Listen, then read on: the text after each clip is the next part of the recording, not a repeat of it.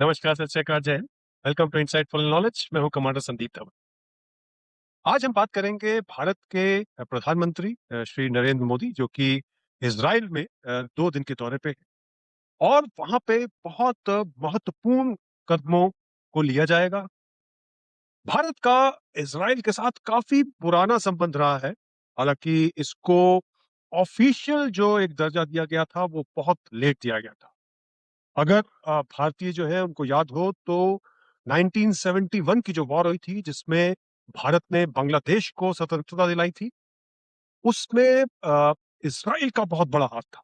उन्होंने भारत को काफी अस्त्र शस्त्र दिए थे, जबकि पूरा विश्व जो था वो भारत के अगेंस्ट हो रखा था। उन्होंने मुक्ति बाहिनी को भी ट्रेनिंग देने में भारत की सहायता की थी। फिर 1980 में उन्होंने भारत को कहा था कि अगर आप अपना एयर स्पेस हमें यूज करने दें तो हम पाकिस्तान का जो न्यूक्लियर प्लांट है कहोता में, उसको नष्ट कर देंगे और उसके बाद जो ये इस्लामिक बॉम्ब है जो पाकिस्तान ने बनाया है, ये नहीं सक्षम हो पाता। लेकिन बहुत ज्यादा भारत के ऊपर उस समय प्रेशर आया और भारत उस मौके को गंवा गया। अब ऐसा नहीं है कि भारत की कोई इंडिपेंडेंट सोच नहीं है, केवल इजराइल के साथ ही मिलकर हम अपने हर कदम को बढ़ाते हैं।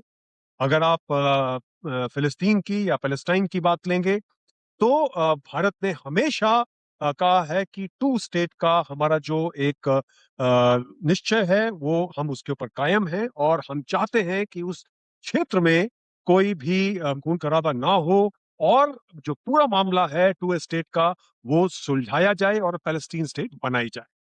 इनफैक्ट यासर अराफात के साथ मिलके भारत ने काफी कदम लिए थे, लेकिन उसके बाद उनकी वहां पे हत्या हुई और वो पूरा मामला खत्म हो गया।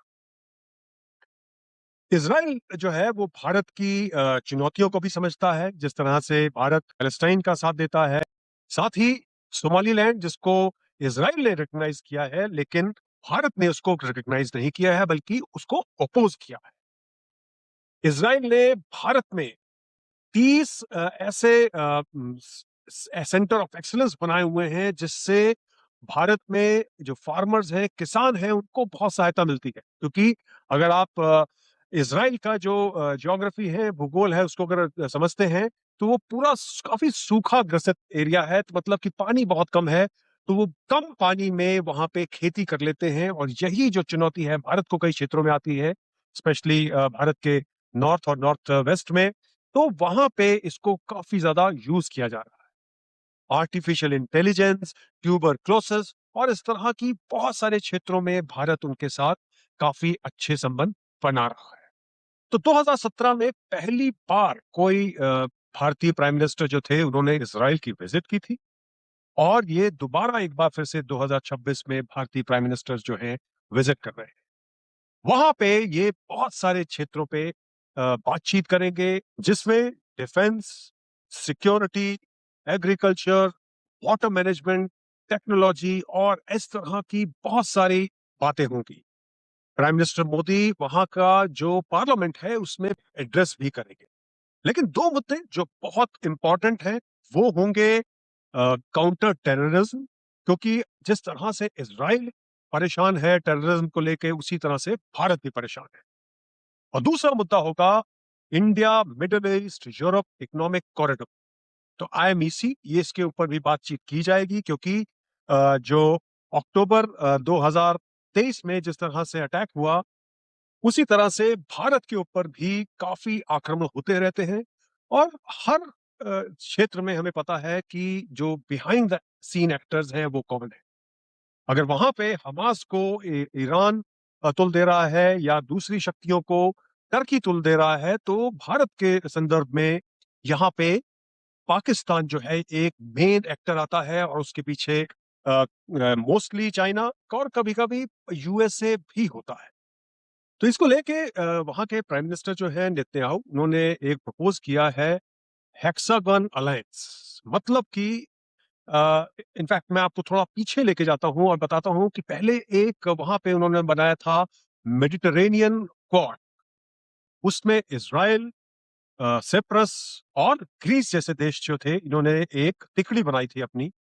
अब वो कह रहे हैं कि 3+1, मतलब कि इसमें भारत भी जुड़ जाएगा। अब ये जो हेक्सागन अलायंस है, इसमें वो कह रहे हैं कि यूएई भी जुड़ जाएगा। अब ये क्यों इंपॉर्टेंट है? इसकी टाइमिंग ऐसी क्यों है?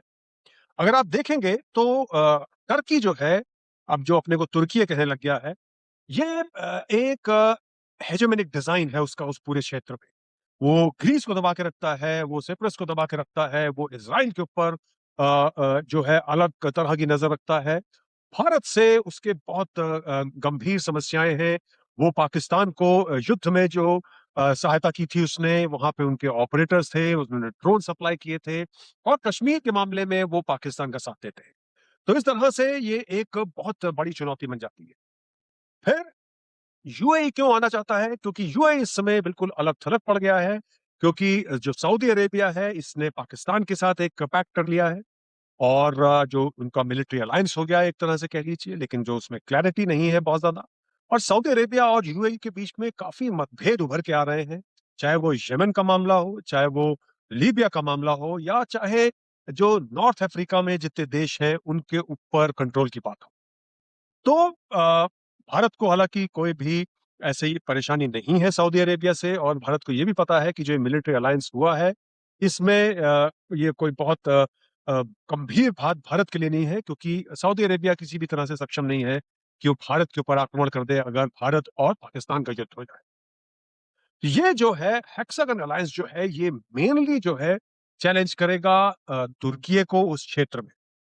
और दूसरे देशों को ये बताएगा कि भाई ये एक सक्षम अलायंस है और ये आपको चुनौती दे सकता है काफी ज्यादा पोटेंशियल डील्स होने वाली हैं हमारी वहां पे काफी वेपन्स को लेके जिसमें ड्रोन्स और मिसाइल्स आएंगे जिनका जैसे एरॉन मार्क 2 है और फिर राफेल जो स्पाइस 2000 बॉम्ब्स हैं उसके ऊपर रैम्पेज 250 किलोमीटर रेंज की जो एक है उसके ऊपर फिर एयर लोरा जो बैलिस्टिक मिसाइल है और आइस ब्रेकर 300 किलोमीटर्स का जो सिस्टम है उसको लेके फिर लेजर और डायरेक्ट एनर्जी इक्विपमेंट हैं जो उनके क्योंकि उनको काफी महारत हासिल है जैसे आयरन बीम है जो लेजर डिफेंस सिस्टम है उनका उसके ऊपर भारत उनके साथ कुछ समझौते कर सकता है क्योंकि इनफैक्ट हो चुके हैं समझौते और इनके ऊपर मोस्ट प्रॉब्ली जो है केवल हस्ताक्षर बाकी रह गए फिर एयर टू एयर रिफ्यूलिंग में उनकी काफी महारत हासिल है